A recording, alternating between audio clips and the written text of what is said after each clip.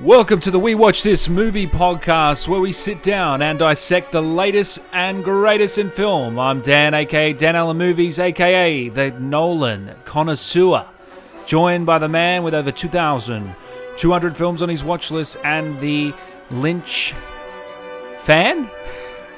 Lover? Lynch lover, that's right. The Lynch lover. Jackson, how you doing? I'd be much better, Dan, if you had correctly announced 2,284 films on my watch list, which you also got wrong last week. Nothing new there. Otherwise, mate, I've been very well. In fact, you might even say, never been better. Episode 11 today, and no Q&A today. We're going to do, we had some good reception on the Q&A last episode. It was a lot of fun going through all those questions that you guys sent in, and we're going to do it again in episode 15 and 20, and every 5, I think, Jackson, we're going to come back and answer some questions. How does that sound? I love it. We had some awesome feedback, and we really appreciate everyone who took the time to ask those great questions. Let's get some more coming in. If you want to reach out at any time, you can, of course, reach us on Instagram. And our personal Instagrams as well, and Letterboxd, Dan Allen Movies, and Marshall on Film with an underscore at the end. What have you been up to, Jackson? Look, plenty. Haven't been outside in what feels like weeks, maybe months. Have I been watching movies? Yes, I've been binging a lot of Netflix TV series as well. Who would have thunk that they've just got so much great content on there that you really could never possibly have the time to watch? Did you ever see Russian Doll? No. Tell me, what is it? Is it a horror? Well, not really. More of a comedy. So Russian Doll is created by Amy Poehler and Natasha Leon, and it's just a quirky, witty, kind of feminine riff on Groundhog Day, which I'm really enjoying. 8-episode season. I believe there's a season 2 potentially coming. I'm about 6 episodes in, and it's been a really strong watch. It's on Netflix? Thank you, Netflix, for producing some great TV and not so great films. I've been watching a show called Servant. Apple show, Apple original. You could call it a horror, but really intrigued me. It's centered around these 3 characters essentially in a house for the whole 10 episodes, but they somehow get you in. I don't know how they do it, but it's an M. Night Shyamalan production. I think he's a writer on it. So, but really good so far, and they're doing a second season, so I've binged that. But today, Jackson, we're going to be... Enough beating around the bush. Let's get to the main event. Today is Midsommar. Very divisive film. A24. We know A24 from a bunch of divisive films, and we have some mixed opinions on this film, Jackson, today, so we're going to go head-to-head on it and come out with a winner. I don't know. We're both very stubborn. We'll see how we go, but Midsommar today... I don't know if anyone wins in this scenario. Look, it's going to be a lot of fun, but anything else, Jackson, before we start this thing? Let's get right into Midsommar. I don't know why you invited us. That's why you look so guilty right now, because you know. We only do this every 90 years.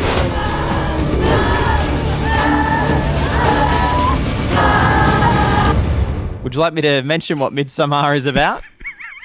Yeah, I haven't. I don't have the synopsis on me. I don't. What is Midsommar about?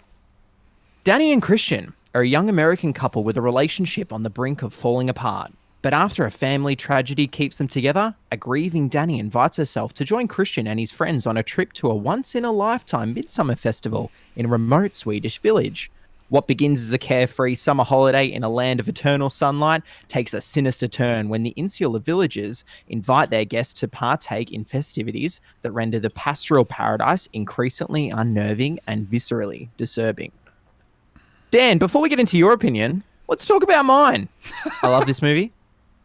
I went into this blind when this was in the cinemas last year. I had just moved to a brand new city on the other side of the country here in Australia. I moved from Melbourne to Brisbane. I'd arrived via car a couple of days earlier. I did the drive over the course of... I think I stayed in the middle of rural Australia over one night. So I was still pretty tired. A couple of days later, I'd been house hunting, looking for somewhere to live, didn't know a soul, and I'd heard all this buzz and this great critical reception to this film by Ari Aster, and I hadn't seen Hereditary. I wasn't quite sure what to expect here other than it was a horror movie. And I figured, look, it's late on a Sunday night. I'm not going to have work here for the next few days while I get myself sorted. You know what? I'm going to go see this film. Went in completely blind. I was aware that it had a restricted R18 plus rating here in Australia, meaning no one ages 17 or under could be admitted, even with a parent or a guardian. And went in 148 minutes of absolutely grueling hell. But I loved it. Really powerful performance from Florence Pugh. Ari Aster is a horror auteur who's going to produce some interesting features, to say the least, in the coming years. The cinematography is gorgeous. It's a daylight nightmare that really has to be seen to be believed. Really graphic imagery. I don't know if I could recommend this to everyone. If you're someone who's not weak of stomach, then you probably are going to enjoy this just as much as I did. Across the board, really great feature. Dan, I'm gushing about it enough. Let's hear your opinion on Midsommar. Did you see it by yourself? By myself, late, in a city where I didn't know a soul, 9 p.m. on a Sunday night. In the drive back to my hotel room after midnight, it was pretty scary. What's that like? A few weeks later, I got a speeding ticket in the mail, so you can tell where my head was at after watching this. What's that like, going into a theater by yourself, let alone a film like this, for 2.5 hours? A haunting experience, an eerie experience like this. I was squirming in my seat. I couldn't stop twisting and turning. How many people were in the theater? Was it a packed house or? No, 9 p.m. Sunday night. I think the film had been out for maybe a month or two here in Australia at this point. So there might have been myself and another 10 or 9 others in the theater. I believe they knew a lot more of what they signed up for than I certainly did. But from the prologue onwards, where the tragedy happens, I was both riveted, disgusted. Words can't go into how I felt. I was very disturbed. Because in the theater I went to, people were actually laughing, Jackson, at some of the content in this film. Same. I had the same experience with some people in there, just how gratuitous and how ridiculous some of this gets. And you know exactly what scenes I'm talking about nearing the end here. Look, I wasn't a fan as much as you of this film. I can appreciate it for what it is, and some of the beautiful elements. Cinematography is a standout for me. Florence Pugh's performance. A lot of good things about the film. I like the folk horror sort of genre. I want to see that more explored in theaters, and it just, I don't know, like, I loved Hereditary. You haven't seen Hereditary, have you? No, I haven't. I don't know why yet. I've loved Toni Collette for years. I don't think there's anyone on the face of the earth who doesn't enjoy her work as an actress. So I still can't believe I haven't watched it. Can you tell me a bit about that? To me, this is night and day. Hereditary... Literally. Literally, night and day. Hereditary, I really enjoyed that film. I think I gave it a 9. It was one of my standout films of that year. I think it was 2016 or 2017. I Toni Collette, 2018. She put on a hell of a performance. How she wasn't nominated, who knows? But there is similarities, but it was just a lot more intriguing than this film. The narrative was, it was much more engaging. This narrative in this film was just so slow, Jackson. Like, Midsommar is a slow burn. I don't think you can deny that. You know, I watched this in the theaters, and I watched it again recently, second time. I had to turn it off, Jackson. I have to be honest, I didn't make it through. Now, look, wait, what? You turned it off? I turned it off about an hour in because it's just such a slow burn. It's uncomfortable to watch. Nothing's really happening in that first hour. I mean, they're setting it up in the first 20 minutes, but it's just so slow, Jackson. I can't. You say that you recommend Mulholland Drive. You said you recommend that to general moviegoers, which I definitely disagree with. I can't recommend that to general moviegoers. These are the people that see Fast and the Furious. You know, they go and see Star Wars every year. They see all the Marvel films. You know, the very general public cannot recommend Mulholland. I cannot recommend this film to them either. They are going to walk out probably like what I did and say... Probably like you did an hour in. You turn to your partner or your friend and say, what the hell did we just watch? That's the reaction of this film. It's funny you say you turn to your partner. This has to be the biggest anti-date movie ever. I'm sure there'd be a few couples afterwards questioning their own relationships and that imminent breakup. I wouldn't want to bring the partner along if you had a rocky relationship here. Anyway, I'm a big A24 fan. Don't get me wrong, guys. Who isn't? I've blasted them in the past for some of their films. I wasn't a big fan of The Lighthouse. Shoot me. I wasn't a big fan of The Lobster, Killing of the Sacred Deer. Fair enough. And these Colin Farrell, I love. Nicole Kidman, I love. William Dafoe, I love. Robert Pattinson. It's nothing. It's just they just didn't resonate with me. On the other hand, A24, they've produced some brilliant films. Ex Machina, one of my favorite films ever. Oh, we've got to cover Alex Garland's work on this. Yeah, The Witch I just watched recently was fantastic. Very similar to these films as well. It Comes at Night, fantastic. You haven't seen that. Moonlight, great film. Lady Bird, I still haven't Emily. seen Moonlight. What am I doing? They've got so many good films, but it's very hit and miss with them. I feel like it's either a high or low rating. They're never in the middle, which is a good thing, I guess. They're going for something different, and this is definitely a different film. Like I said, very slow, but Florence Pugh puts on a phenomenal performance, carries the film for me. How she wasn't nominated, same with Toni Collette. How these two haven't been nominated for an Oscar is beyond me, because it's a travesty. They're better than half the people. It's a travesty about the Academy, isn't it? I mean, the Academy, they turn their nose up and they shun down at genre pictures. They do. If we want to talk about one performance from many years ago that did get a nomination in a genre picture, very reminiscent of this movie, Sigourney Weaver in Aliens did get a Best Actress nod for a sci-fi action flick, but a horror film here, almost a horror comedy with Florence Pugh.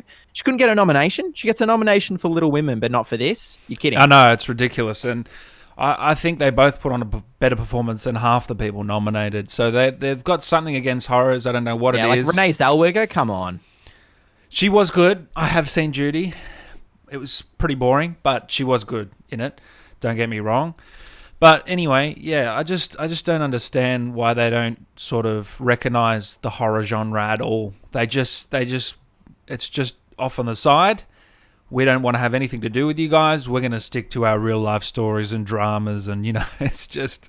I know. Unless you've got Jodie Foster or Anthony Hopkins in it, like Silence of the Lambs, that sweeped when it was released. I feel like Alien is different though, because Alien is such a classic film though. It was the sequel that Sigourney Weaver picked up the nomination for, Aliens. We're talking James Cameron. Yeah, and she won for that, did she? No, she picked up a nomination, but that nomination was a breakthrough, not just for the action genre, but more importantly for the sci-fi genre. Couldn't get any love, and just seen as B-movie fodder over the years. Anyway, like, if you're going to blast me about not liking this film, go ahead. A24, they're very divisive, and look, I'm really excited. They take big swings. I'm really excited to see The Green Knight, which is another one they've got their hand in.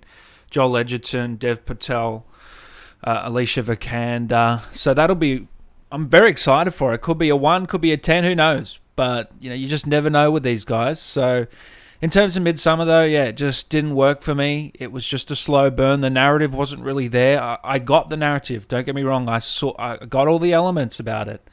The themes of grief, the themes of sorrow, this vulnerable woman slowly getting converted into this cult. I got it all. It wasn't that all entertaining for me. All right. Well, if we're going to talk about the themes, let's get stuck right into the story. All right, guys, we're heading into spoiler. Spoiler alert. All right, Dan. So you said that you got the themes: grief, sorrow, I guess, cultism, I suppose.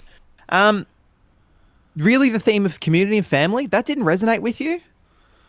For me, that's the film's definitely. subtext. I mean, we got that. It's a girl shitting behind the tatters of her previous life for a brand new one and being accepted. I guess, well, if she's not being manipulated by her boyfriend, she's certainly being manipulated by this cult and this new family, and they're bringing her into a community somewhere where she gets to rule as the matriarch. And the idea of a matriarch, it's not the only movie by Ari Aster pops up in. It's also in Hereditary. He's clearly obsessed with this idea, and that really didn't resonate for you?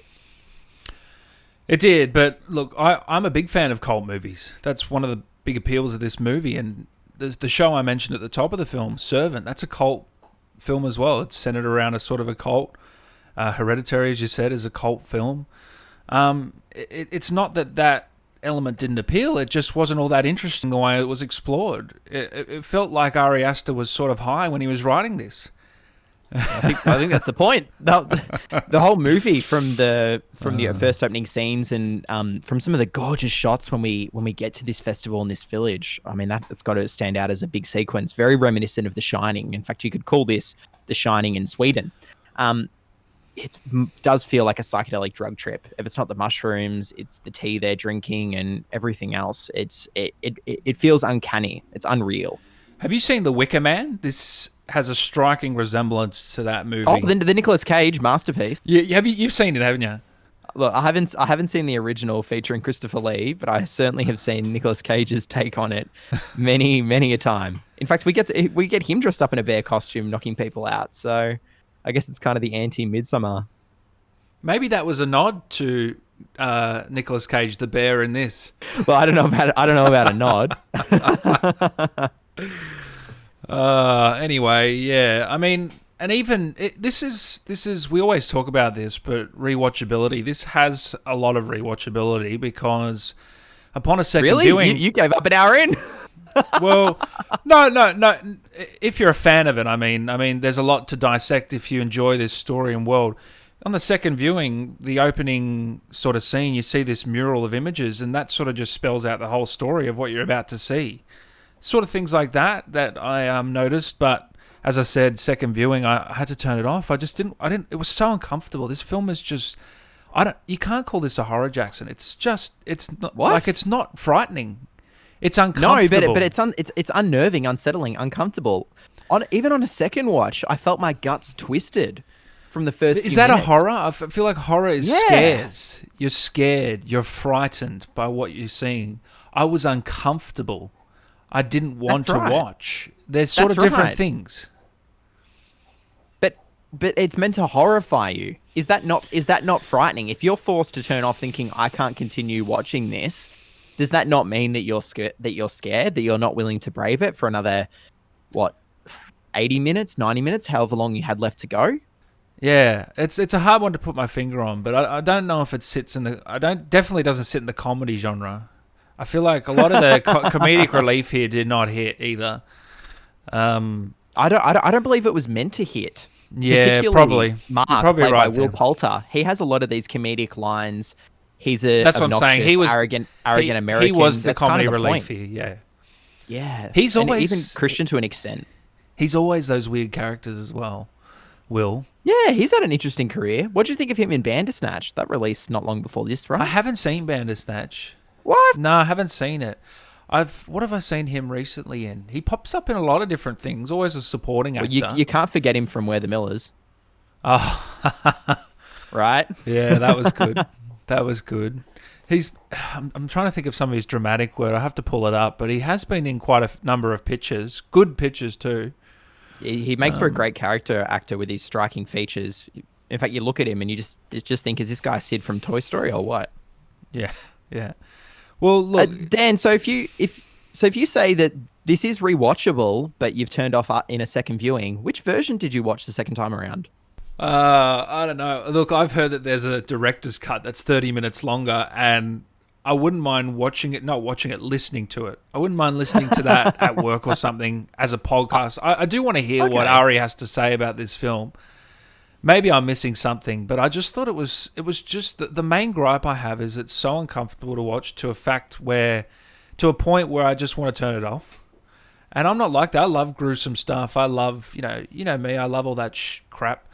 Yeah, well, last week we talked about a pretty violent movie. Yeah, I might sound pretty hypocritical here, turning my nose up at the violence in Extraction, and then here it's even more grotesque. Yeah, it's definitely, and it's just so.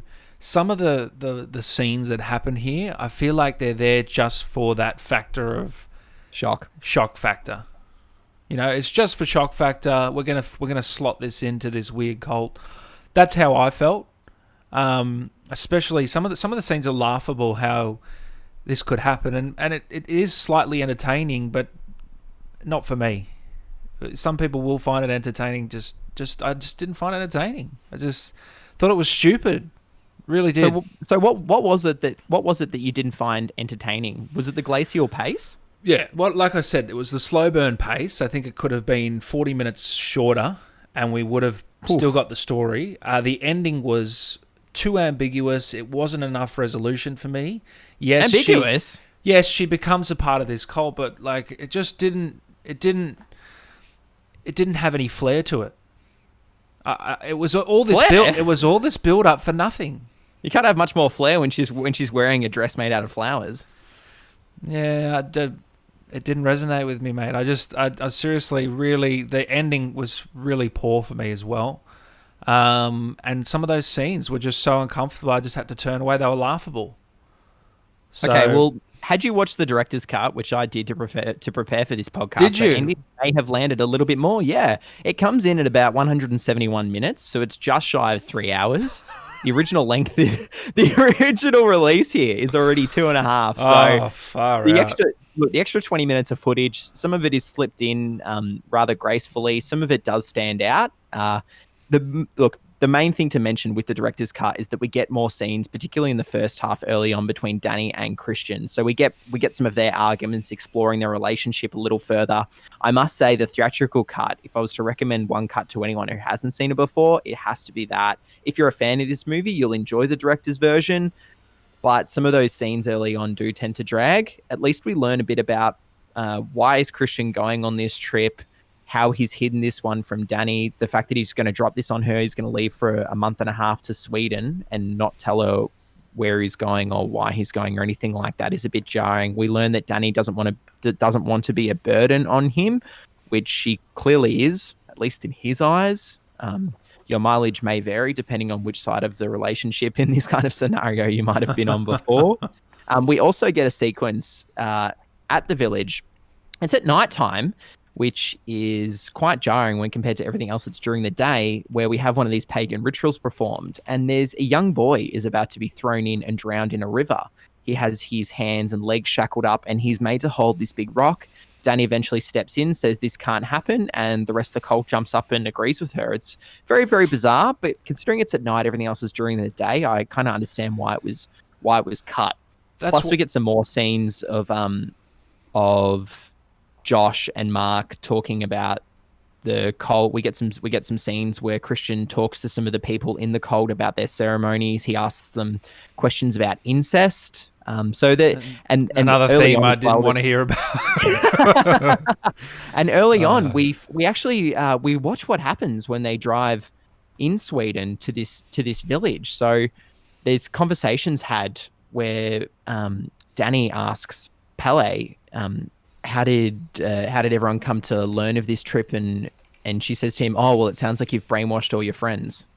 I really liked Pele. I have to get one character's name wrong every time. It's going to be a staple of this show. Pele, Pele and Apple. No comment.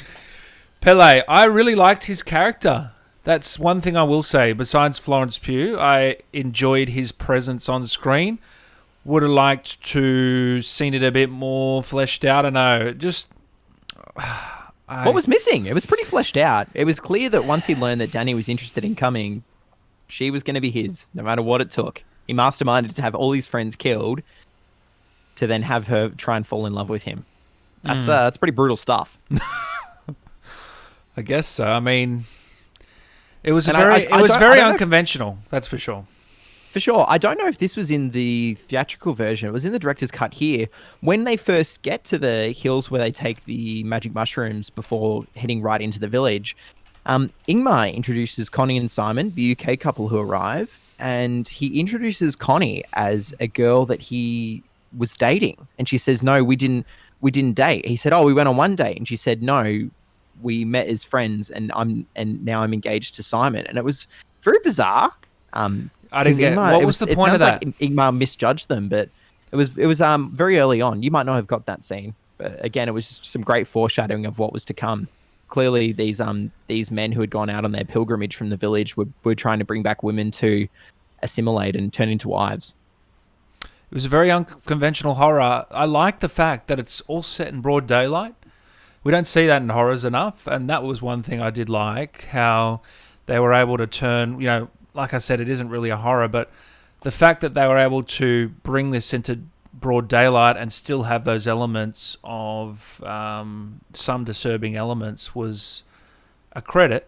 Don't get me wrong, Ari Aster's a great director. I would have loved to hear his thoughts on the film. Was it just him in that director's cut? Well, I didn't watch a director's commentary. I watched a director's cut. Sorry, okay. I thought you were talking about the director's commentary. That's what I wanted to... I want to watch the director's commentary. Let me clarify that. Not the director's cut. Please. I don't want another 30 minutes. Unless... if there is a director's commentary out there, that would be fascinating. Maybe there isn't one. Since the release, Ari Aster has gone on to give quite a lot of interviews, and I might even cover one interview because it gets into the nitty-gritty of what's going on in this film as well when we get to a certain sequence. Well, all right. Do you want to get to the Atastupa sequence? Please do. When we have the older man and woman who both jump off and kill themselves off the edge of the cliff. That has to be the big standout from this movie, right? Was that the point where you turned off? Yeah, it was. Before it even happened, because I knew it was coming. I'd already seen it before, and they don't pan away, do they? They don't like to pan away in this film. I flashed back when I saw it in the cinemas that first time in Brisbane on my own, and that was the tipping point for me. From that point on, it was... You were hooked. Okay, we're not coming back from this experience the same. We're all going to be changed by this, just like the characters. I actually feel like I was changed. Seriously. Yeah. Maybe that's a credit to him. I don't know. It was the most uncomfortable film I've ever seen. There's no doubt. I can't think of a film where I left so icky. Just get this off my back. It's disgusting. You know what I mean? You needed about 6 showers afterwards, right? Oh, mate. It's worse than Human Centipede. Seriously. That's a bold It's up there. It's up there anyway. It's up there anyway. Yeah, what did you think of it when you saw it by yourself in a theater in another town? Jaw hit the floor. I was struggling to pick it back up for the next 10-15 minutes afterwards. Watching the man with his leg broken still having survived that awful fall, then having his head crushed in. And do you remember? And do you remember the axe? Was a massive sledgehammer or something? So when we see their bodies, being burnt, and we see both the man and the woman with their heads caved. Oh my god, that for me was okay. This is getting really grotesque. Clearly, Ari Aster knew what he was doing. At that point, they're basically taking the mickey. Is this meant to be some fancy art house film from A24, or is it a Z grade horror? But look, it's audacious, and I have to give him that. So on that scene, he has this to say: the Atastupa. I feel like you, mate. The Atastupa scene is the first major signifier that at least a large portion of the visiting group is doomed. It is also serving a couple of other functions that become more clear at the end. When these elders jump off this cliff to their death, it's forcing Danny into confrontation with this thing that she's been avoiding. Her family dies in a very horrible way at the beginning of the film. Can't believe we've mentioned it, by the way. Yeah. And she's been sort of pushing it away. She's been more or less successful at compartmentalizing the experience. So this forces her to contend with that. And at the same time, she's also given the experience of seeing how other people engage with this moment. She's seeing this community taking it in without fear or judgment or emotional pain. And then this woman from the village runs over to feverishly explain their philosophy to some of the panicking visitors. Danny's given the opportunity to hear a different perspective on everything and have it thrown in a different light. For the male members of Danny's group, this scene is the first signifier that all hell is going to break loose for them eventually, that they're going down a bleak road. And for Danny, it's the beginning of her indoctrination into this surrogate family. This piece here, which GQ published from their interview with Ari Aster, that for me just wallops the film's theme over the head, which it's sewed in so well into the subtext here of the film that I've got to give him credit. The script has it woven beautifully. I don't know if you've read it, but it's available on the A24 website. The script comes in at about 120 pages, yet the film director's cut gives us 3 hours. I don't know how that works. But yeah, it's... Whew. Well, that goes back to the slow pace, doesn't it? It does. And rewatching that Atastupa's I've butchered it again. Thanks. Scene with Danny, Florence Pugh's performance as we see her going from being shocked to confused to overwhelmed to trying to take in the response that the rest of the community are giving these dying people, particularly the dying man. Once he starts groaning out in pain, they all join in. And it's like this learned understanding. And because they're sharing the pain, they're sharing the burden with one another, that they accept it and they bring it on board. And we see that a lot throughout the film, don't we? Yeah, Danny's been battling with that. When she calls Christian to try and tell him about the tragedy of the homicide committed by a bipolar sister and then her sister taking her life as well, what do we hear when she calls him on the phone? He's having a bite to eat with his friends. She wails. She can't even get the words out. And that wail, just so haunting. It shows up time and time and time again. Well, it was you can't plan. tell me you've forgotten that wail. No, definitely not. The acting in this film from most of the actors and actresses was really good. Don't get me wrong. What did you think of Jack Rayner as Christian? He was probably the worst actor. Right? Yeah, he was probably the worst. He was probably had the worst performance out of anyone. I thought the same too. He's much better in the director's cut. I'll give him credit. Okay. He gets a lot more to sink his teeth into. Like some of those scenes are a little problematic and kind of do undo some of the film's, I guess, visceral force that it just throws everything really hard at you.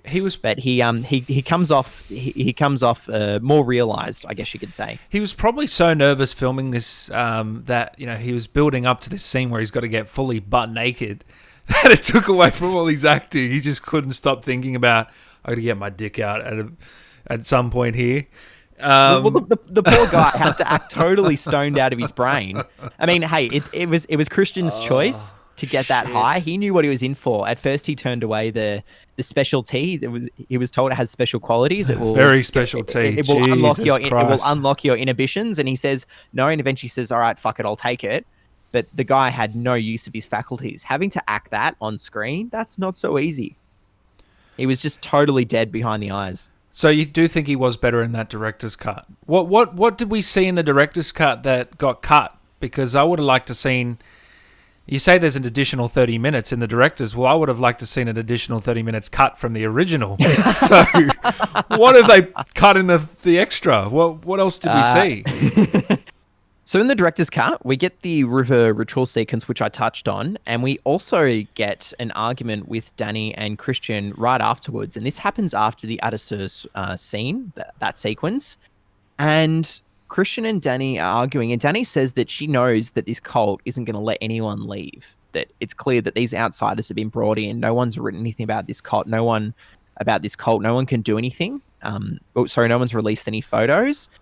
And it's also brought up how she's a psychology student and Christian's an anthropology student, and she's been psychoanalyzing their relationship. She knows what phase they're in and that this is it. So I guess some of this doesn't necessarily need to be there. It's not as important, and much of it is probably stronger being hinted at in the original. Plus, as you said, you wouldn't have mind seeing another 30 minutes cut from it. So was there any other sort of things that we missed from that director's cut that really pushed those themes forward? Not that I haven't mentioned, no. Other than some interviews that Christian has with some of the villagers. I was almost going to say the village people. Geez, that'd be a weird take on this film. No, nothing. Look, nothing too serious. Nothing too glaring. Can we talk about that scene? That scene. Which scene?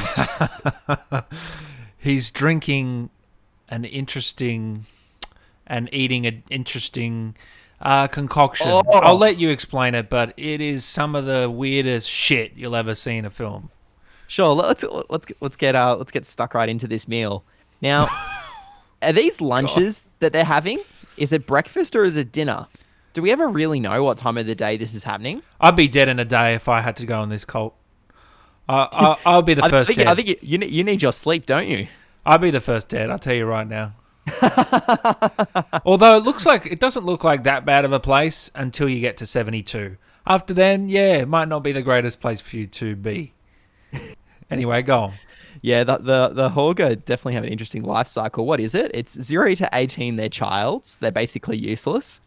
18 to 36, they're on their pilgrimage, and we see we see Pele and Ingmar returning for theirs. Then from 36 to 54, they're workers. Then from 54 to 72, they're mentors. And yeah, but weird. It's weird, right? This is a festival that happens once in 90 years, but they only ever lived at 72. Yeah. This is all made up, right? This isn't real. Please tell me this isn't real. This is all in the effed up head of Ari Aster. True. Are they learning of the rituals from the books that they keep? The ruby rollers? This is the thing, man. There's only so much you can make up. There's only so much you can make up about these cults, you know? This is the thing. It's all for shock horror. It's all for shock. All these scenes, it's just to create a bit of a buzz in the field. I don't think, I honestly think, and this might not be for you, but the reason the ratings are so high is because a lot of these people want an artsy-fartsy horror film. What's wrong with that? That doesn't conform to conventional horror themes, and it comes down to that. And people want to see something different, and that's why they love this film.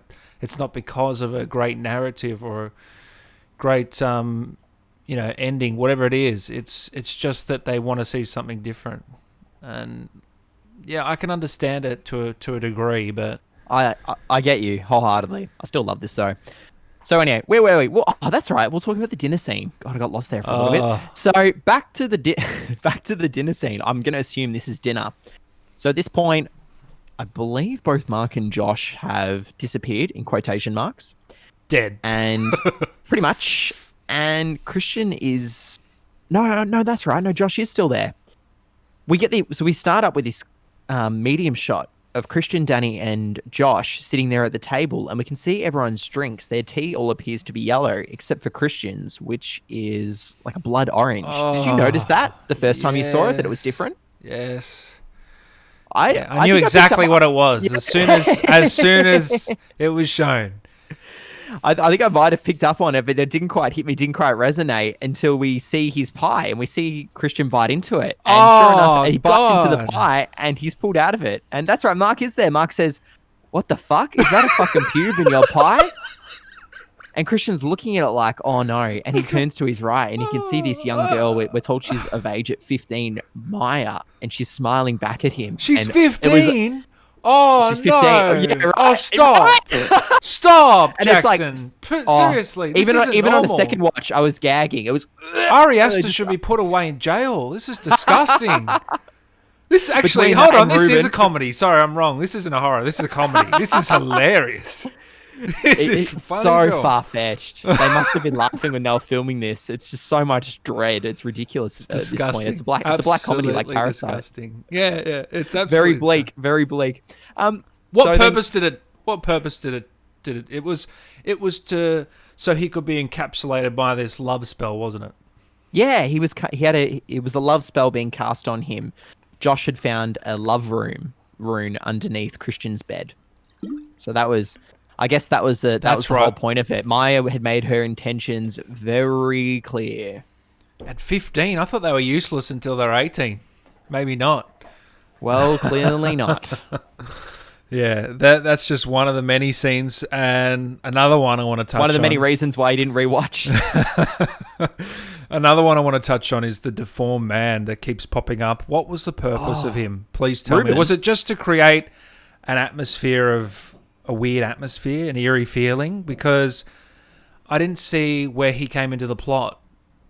Well, Ari Aster has been very ambiguous about what's going on with the character of Reuben. So we're told by one of the village elders, Arnie, I believe his name is. He tells Josh that Reuben writes in the Ruby Rolter, and Reuben writes in there because he is not sound of mind, I suppose. He's disabled. Definitely not. Jesus Christ. It's said that he's unclouded, and he's not distracted. He doesn't have everything else going on and all the other duties and part of life. And I don't know how they interpret anything he puts in there, but Josh has this great question. He says that, okay, so if Reuben is deformed, then what happens when he dies? Who writes in the book next? Because he's clearly of some kind of incestuous. Look, I got to tell you.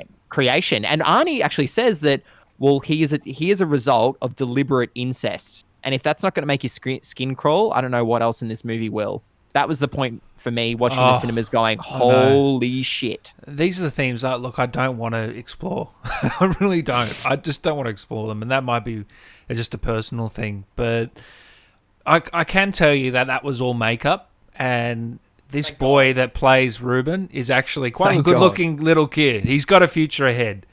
Hopefully that's not his profile picture on Facebook or anything. I don't know how many. I wish. He might get typecasted a few times. But if he's not playing the Elephant Man, he'll be Eric Stoltz in Mask. Yeah, it was that's a movie. Elephant Man just landed on that. Oh, I did too. You told me about that. I gotta get to it again. Yeah, I go back to that scene. I keep coming back to this scene that we haven't explored much. The one of the final scenes where Christian is taken in and essentially, would you say he was raped? I mean, it depends. That's what I thought. I honestly thought he was. He was sort of raped. I think the view of rape kind of just depends on which side of the fence you sit on in regards to Christian and Danny. So if you might be holding the view that Christian didn't really deserve what happened to him by the end of the film, no, I didn't. Then you're probably not going to say that he's been raped. Yeah, he knew what he was in for. There were many hints thrown in, not only the theatrical release, but the director's cut, that he did want to pursue something, if it wasn't with Maya, that it was with anyone else. In fact, there's a great line when he and his friends are having dinner, that before that truly morbid phone call and horrific, when Danny calls him in Wales, Mark has a line where he says to Christian about a waitress, you see her, you could be getting her pregnant right now. And what does Christian do to Maya later on? Well, he gets her pregnant. Gripping stuff. That's right. Anyway, back to it. After that sidebar. So, yeah. So you're on that side of the fence that he did deserve his outcome. Christian knew what he was in for by taking the psychedelics, but he didn't have his faculties. That's the thing. So if he was sound of mind, it's hard to say. It's really hard to say. Mm-hmm. And Ari Aster's not giving us any easy answers with that scene. That sequence, though, we typically get to this later on in the podcast, but that does kind of stand out as almost a favorite of mine. From when Christian is having sex with Maya. We've got all the older naked women lying around. They're joining in with her moans and groans.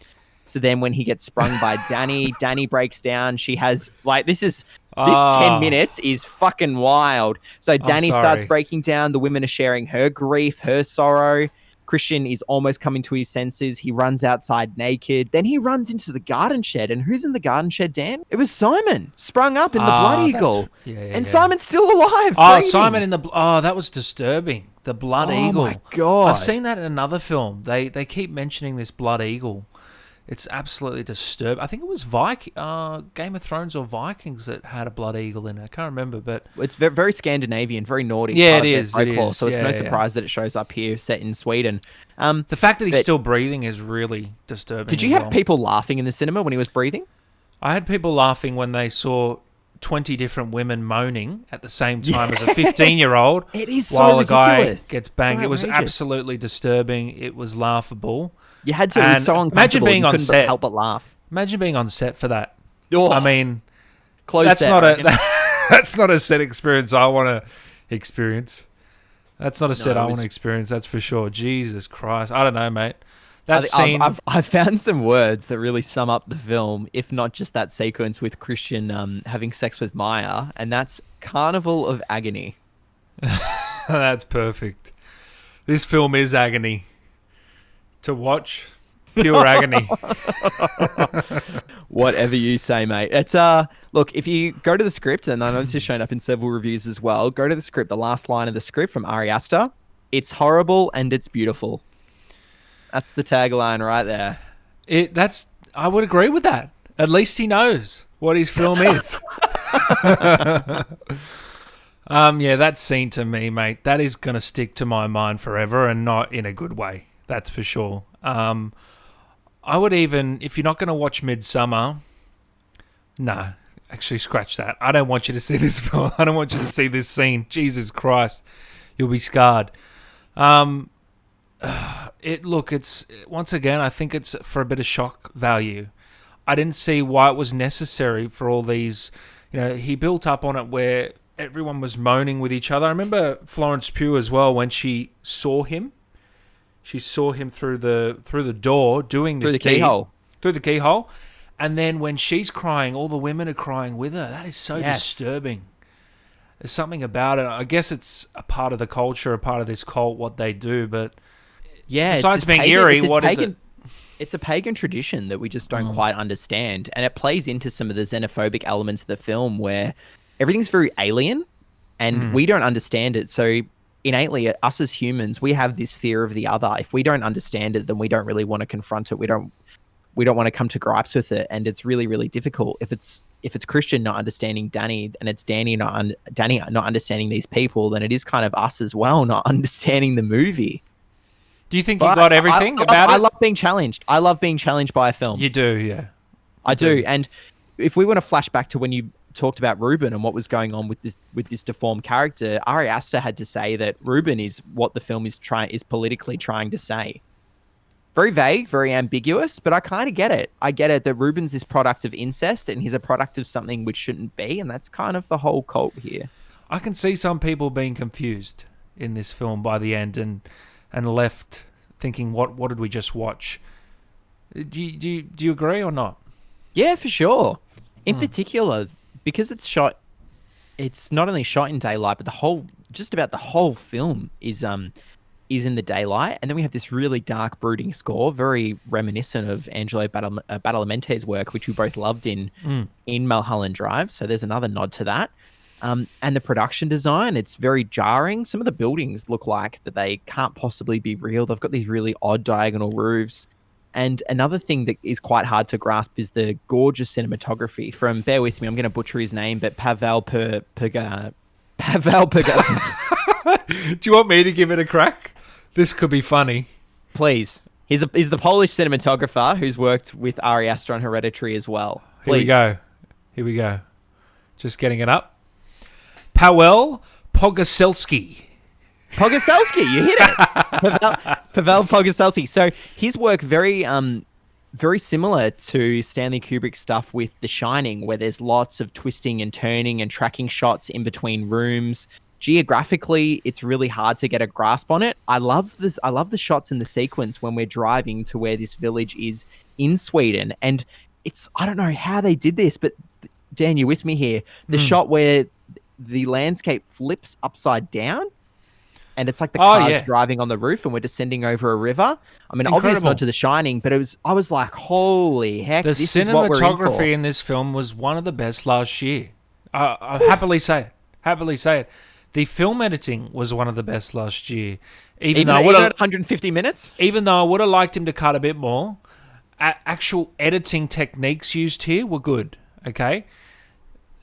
I've got the gripe with the narrative, mostly. The music was great as well. The acting, for the most part, was good. The production design, as you said, the art direction, the fact that this whole thing's pretty much set in an open field with these built buildings.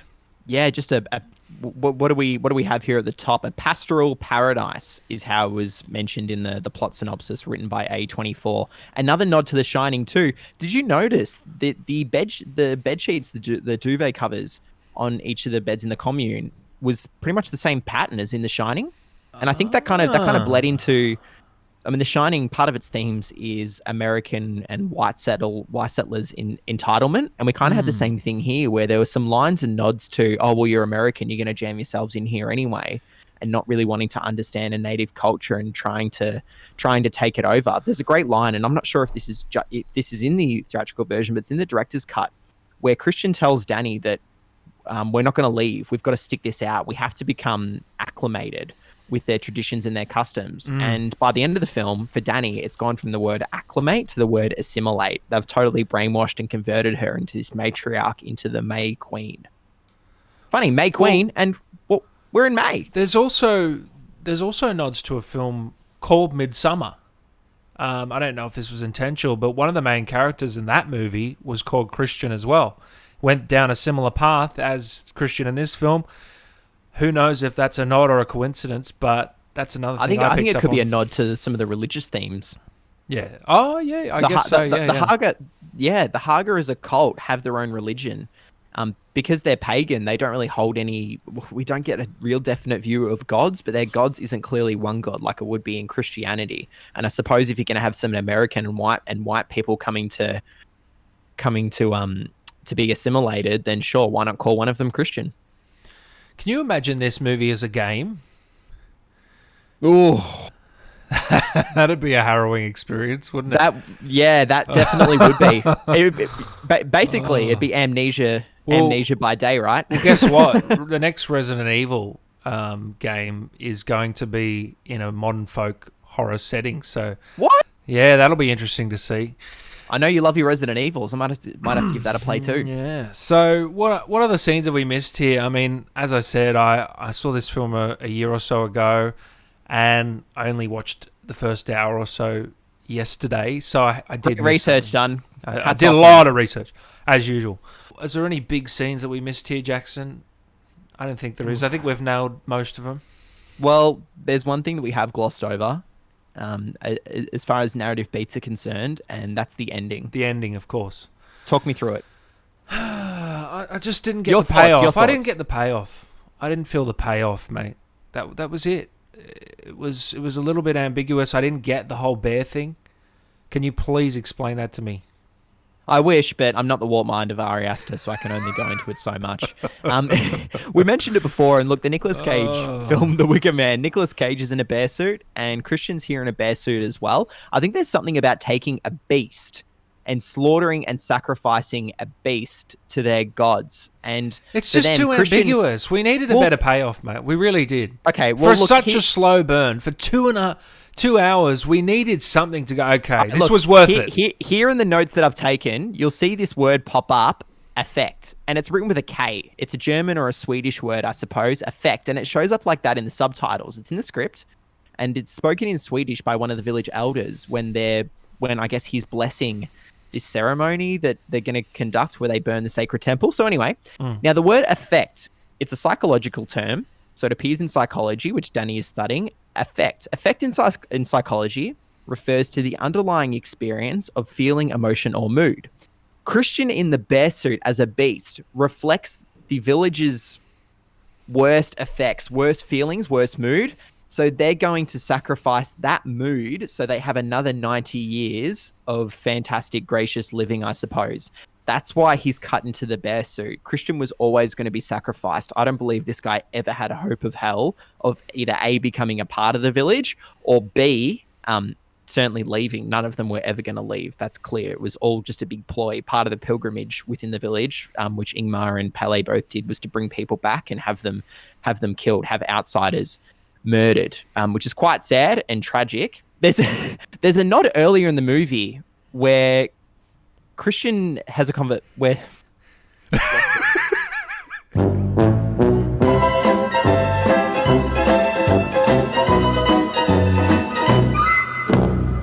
So do you remember earlier in the film where Christian has a conversation with one of the elder women in the village who's taken into this small house, and she tells him that Maya wants to mate, and the word mate is repeated quite deliberately a few times. And that word mate, he says, well, I've got Danny, that's my relationship, which it clearly isn't. Come on, mate. Don't you're trying to lie to us, but don't even lie to yourself. There's no point. And she says, well, you won't be marrying her. The village would never allow it. And the village would never allow Christian to marry Maya because he was always going to be sacrificed. But part of that sacrifice is done by Danny because it's her shedding the remains and the tatters of her previous life. Mm-hmm. She's got to let go. It's female empowerment, which in 2019, which is the better female empowerment film, this or Captain Marvel? Oh, geez, don't talk to me about Captain Marvel. We're definitely recording the rest of the pod like this. Guys, if you don't know, Jackson's got a bit hot and flustered here, and he's taken off his gear. I'm looking at... You're looking at Christian. I'm looking at Christian from that scene right now. From the end of the movie. Just don't blow any powder in my face. Oh, Jesus Christ. No, you're not as quite as disturbing. Yeah. Yeah, the final, I want to say 5 or 10 minutes, it just just didn't do it for me for whatever reason, Jackson. I just can't put my finger quite on it. But that build-up of her finally joining this cult in that dress just didn't do it for me. And that's all it comes down to, really. And I think it was such a slow burn. The fact that it was such a slow burn, we needed a better payoff, in my opinion. So, yeah. That's partly why I turned off, because I knew this ending was going to leave me feeling this way. And was it worth going through all those sadistic and disturbing, eerie sort of scenes along the way to get to this sort of dull conclusion? I know a lot of you guys out there are going to say, "What are you talking about, Dan? This was a phenomenal ending." Guys, stop writing A24's D. Come on, let. I love A24 as much as anyone else, but this isn't their best work, in my opinion. But maybe I'll come back to this in 10 years and say, what was I thinking? You know, us as film reviewers and critiques, you got to be accountable that we change, our opinions change, you know. I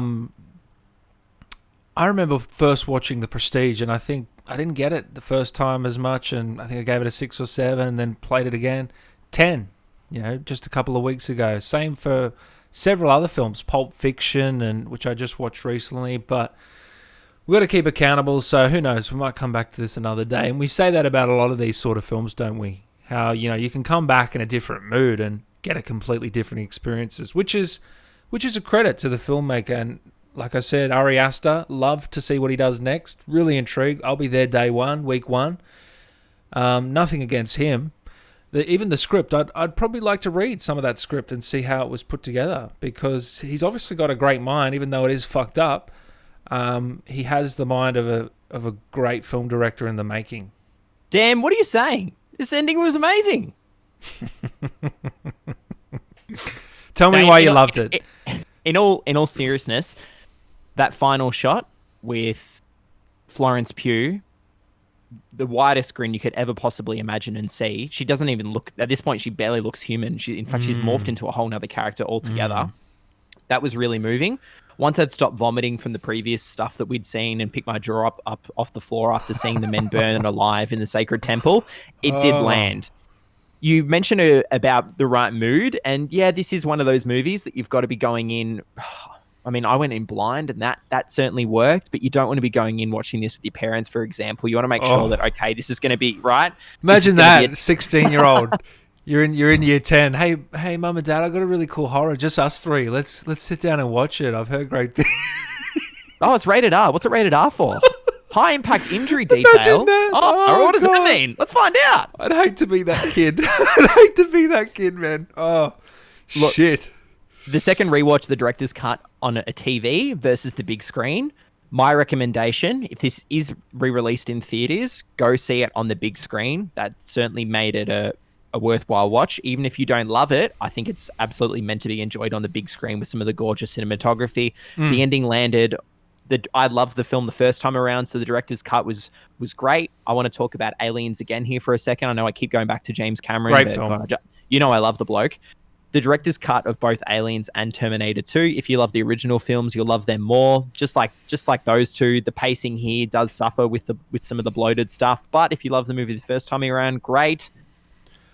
I can't recommend this enough. I'm going to leave it there. Can I ask one more thing before we give our final ratings? Oh, we haven't even done our favourite scene. We might just leave that. Well, I don't think I have one. You can only talk about the first half. What did you not like about this film? That's one thing I do want to poise to you. What do you think could have been done better? You mentioned some of the comedy didn't land, particularly from Will Poulter's character, Mark. I tend to agree. Each of the characters in the troupe, or Pele's troupe that he brings with him, that are the American prisoners, I suppose, they don't have the best lines, the best dialogue, but that's kind of the point. They're all meant to be stereotypes. It doesn't really matter all that much. So some of them, I guess, when they're killed off, it's very meh. You don't care a hell of a lot. It's just kind of meant to shock. You're right. It could be trimmed a little bit. But as an experience, it's kind of really hard to fault. Is it flawless? No. The music, it's chilling and disturbing. It's not super memorable. Yeah, I'd agree. But you know what? I've had a look here at the budget in the box office. So this 9 million budget, 47 million at the worldwide box office. It was a success, not quite at the level of Hereditary. I did the math. Last week, I said $65 million extraction budget could fund 10 indie pitches. This, a $9 million budget, rather than having another extraction, you could have 10 more Midsommars. What do you think of that, Dan? That's insane when you put it like that, isn't it? Shit. That's crazy. Ready, get ready to listen to this. Did you ever hear about the 2018 Netflix movie Outlaw King, starring Chris Pine, that also had Florence Pugh in it? Yep. I've seen it. This is a Netflix movie. The budget, $120 million. Yeah. Netflix just pump the cash out. I'm telling you. They don't give a fuck. They just give you the whatever you want. We'll give it to you. They do not care. Seriously. They've got so much money. I don't get it. Look, A24 are an independent distributor growing. You mentioned everyone loves them. People probably do need to stop riding their D a little bit, me included. For what this experience is, it does swing a little bit more, much like a Nolan movie, than it probably should be, but I love it. Dan, what's your final rating before I gush even more? Jackson. But think about it, though, with Netflix. Have you cancelled your subscription since you got it? I haven't. No, but I actually use it. So I've got Netflix, Stan. I've now got Mubi. Stan I haven't used in months. I don't know why I'm paying for that. Occasionally there's something on Stan that I watch, but Netflix, you know what? I do actually use it. I've never even thought about cancelling my Netflix subscription, Jackson. Why would you, mate? Here in Australia, we've got free TV or Foxtel, and you're not giving Rupert Murdoch any more money. Yeah, anyway. Jackson, before we go to final ratings, I just want to quickly ask, what was the critical reception for this film? The IMDb, the letterbox. I want to hear what everyone had to say. Okay, so IMDb has this coming in from 150,000 almost That's a ratings. Lot. That's a lot. At 7.1 out of 10. Okay. So a little divisive. Mm-hmm. Rotten Tomatoes, 83% of critics gave this a fresh review, and that was over 374 critical reviews, which is a massive amount. Mm-hmm. Average score of 7.5 from the critics too. So critics did love it. Audience score came in at 63%. And on average, the audience gave it about 3.5 stars. So it was more divisive for general film goers. Like you mentioned, you might not necessarily recommend it. Yeah. Metacritic, a 72 from 54 critical reviews. So very, very similar to IMDb. And finally, shout outs Letterboxd, we love you. 3.83 out of 5 from over 250,000 ratings. Yeah, this is a film for Letterboxd. So the cinephiles they're gonna love them. Love this movie. Yeah, they do. And they're the ones that comment on my reviews for all these A24 films that I bash. But when I'm loving an A24 film, they're nowhere to be seen.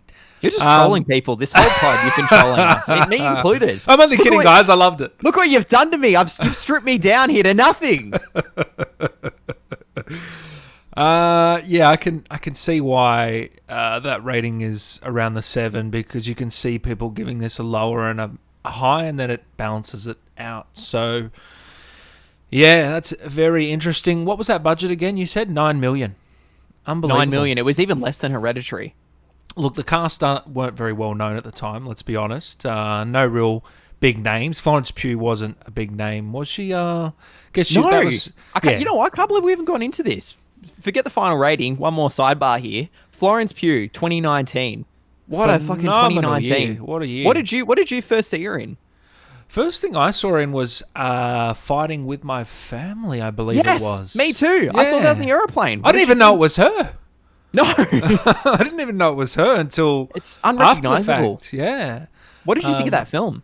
Yeah, I liked it. Yeah, it was good. Solid film. Nothing amazing, but nothing I can really nitpick. It was it was predictable. Being a little bit of a wrestling fan, so I didn't mind it. What did you think? Yeah, me too. I enjoyed it as well. I enjoyed it a little bit more than I thought I would going in. I did hear that Stephen Merchant's work on it as writer-director had been critically lauded, so I was a little biased thinking, oh yeah, I'm really going to enjoy this. And you know what? I kind of did. Florence Pugh did a really great job in that. Very understated performance. It wasn't necessarily a star-making turn, but you could tell from that she had going to be something really good. for such a short actress, having to appear alongside some models and real wrestlers in that, I thought her presence was quite strong. She held her own and it catapulted her into this. And after this, we got her in Little Women, which was an Oscar-nominated performance. Was she her first big role was Fighting with My Family. She'd appeared in some TV and some movies, nothing on a major scale. But those 3 movies released in 2019, wow, massive. Florence Pugh is going to rock it. She's only, at the time of recording here in 2020, she's only 24. Yeah, what a star she's going to be.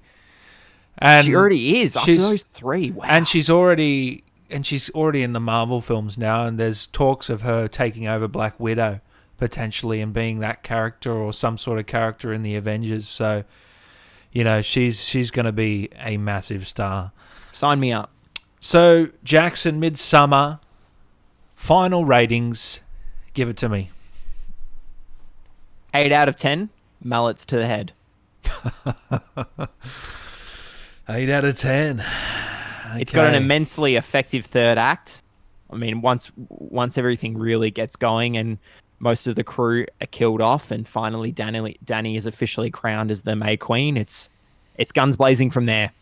I do want to recommend this to people who have got the stomach for it. If not, probably not. But hey, it's me. It's my opinion. I couldn't give a fuck about anyone else here, so it's going to be an 8 out of 10.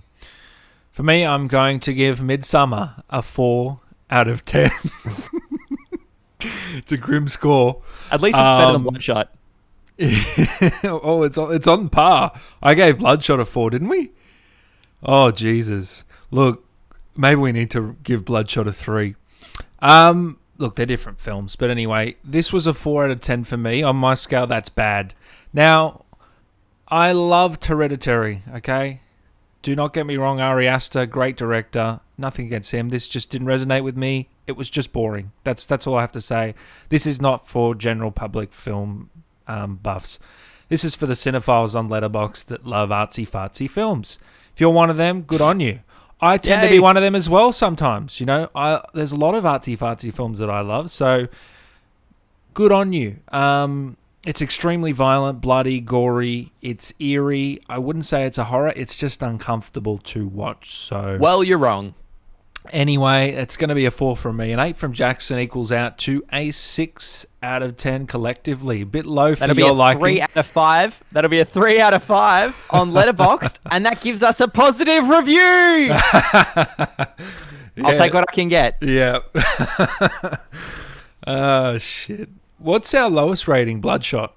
That's our lowest on the scale so far. I believe so. From memory, that came in, both of us are 4 out of 10. So that was coming in at a 2 out of 5. Oh, yeah. Can't believe you put this at the same as Bloodshot. You're right. Maybe we have to go back and revisit that one someday. Well, look, Bloodshot's a different sort of film, and I could actually sit through Bloodshot. This I couldn't. So there's something to be said there as well. Could you sit through it 3 more times in a row? Remember that one? Definitely not. They're different films. I'm a massive horror fan, Jackson. You got to understand. I love the classic horrors. I love Conjuring, recent horror that I loved. All these classic horrors, I'm a big fan, and this just doesn't sit well with me in that sort of genre. And that's just my opinion. Shoot the messenger. Shoot me. So there we go. Midsommar. I don't know about shoot you, maybe skin you. That was actually quite enjoyable, Jackson. Going through that film today. What have we got? We've lasted longer than you did watching it. We have. We've actually lasted longer. That's incredible. I have had a lot of comments like that saying, you know, you guys review these films longer than I watch them. But, you know, we love it. I don't know if we just need to get to the point or what to get out of that. Interpret as you want. No, it's all in good fun. And don't forget about all of the beautiful Swedish women you'll meet in June. Okay, guys. That's not her again. Seriously? Babe, what's happening? Danny. So, Jackson, today we're going to do something a little bit different. Usually we either do a Q&A or we do we talk about what film we watched this week. Well, today we're going to keep each other accountable. I'm going to give you a movie that I watched recently that you need to watch for next week's episode, and you're going to give me a movie that I need to watch by next week's episode. Does that sound good? Fire away, big boy. My movie that you're going to be watching, and I watched recently, is The Invitation. I haven't heard of this one. One of the best sort of enclosed dinner party films I've ever seen. Very eerie. You're thinking Midsommar. Similar in tone, as in it's very eerie. You don't know what's going to happen, but the payoff here is sensational. It's a nice package. It's not long. Some great performances from the actors and actresses in this film. Really sort of cult-like film as well. I think you're really going to enjoy this, Jackson. So that's what I want you to watch this week. And audience members, give it a watch as well. Very disturbing. It's on Netflix, I believe. It's short and sweet and very eerie, very disturbing, very mysterious. And I love those films where you're trying to figure out what's going on here, what's happening, and then it all comes to a fold in the last 20 minutes in an exhilarating film. 8 out of 10. Invitation. Jackson, what do you got for me? Fantastic. Thanks, Dan. Dan, I'm going to challenge you to watch Bad Lieutenant, Port of Call, New Orleans. Have you heard of this one before? No, I have not. Tell me about it. All right, brace yourself. This is a Werner Herzog directed film. I believe this one was released in 2007 or 2008. It stars Nicolas Cage playing a corrupt detective working in New Orleans after Hurricane Katrina had swept through and destroyed the city and just about destroyed this man. This sounds all right. Sounds my alley. Crime. Drug-addicted, sex addict, Nicolas Cage at his most gonzo, most bizarre.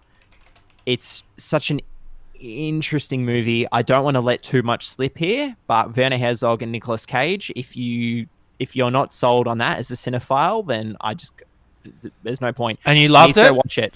I loved it. Dan, you've got to let me know what you think of this one. It's coming in at 8 out of 10 fake iguanas. I have no idea what that means, but I will by next week. So you will by next week. This segment next week, Jackson, I'm going to get a review from you for The Invitation, and you're going to get a review from me on this. And what else are we going to explore next week, Jackson? What film have we got for the audience next week? Next week, this one has just hit streaming after a very limited release in theaters, cut short by COVID-19. We're going to be covering the 2020 Craig Zobel feature, The Hunt, with Emma Roberts. I've heard some interesting things about this film, good and bad, so it'll be interesting to see where we sit on this one. I'm excited for another female-led picture. Bring it on. To be honest, I watched the trailer a number of months ago, and I do not remember a thing about it, so I'll be going in as blind as a bat here. So I don't know about you, Jackson, but I've got no clue what this is about besides the top-level plot sort of thing. So the last time I went in this blind to a movie was Midsommar, and look what happened. That'll be a lot of fun. All right, Jackson, it's been an absolute pleasure today to talk with you about Midsommar. We had differences of opinions, but it was good fun, guys. We really appreciate you tuning in to today's episode. Of course, if you're on Apple Podcasts, leave us a rating, a 5-star rating, mind you, and a nice review there. It always helps. Share the podcast around with any movie lovers that you love. And, of course, follow us on all social platforms that you're on, whether it's Instagram, Twitter, LinkedIn. No, we're not on LinkedIn. Not yet. Not yet. Facebook, wherever you are, follow us. And you can also follow our personal pages, Dan Allen Movies. I'm on Instagram and Letterboxd. Jackson is Marshall on film _ on the same. Guys, it's been an absolute pleasure. Jackson, anything else before we leave our beautiful listeners? Thank you all so much for listening to what's been our 11th. I still can't believe we made this episode. Like Dan said, feel free to reach out to us on Instagram, Facebook, Twitter, and check out our stuff on Letterboxd. Here's to getting the 2,284 films worked down. Thanks, guys. Thanks for listening.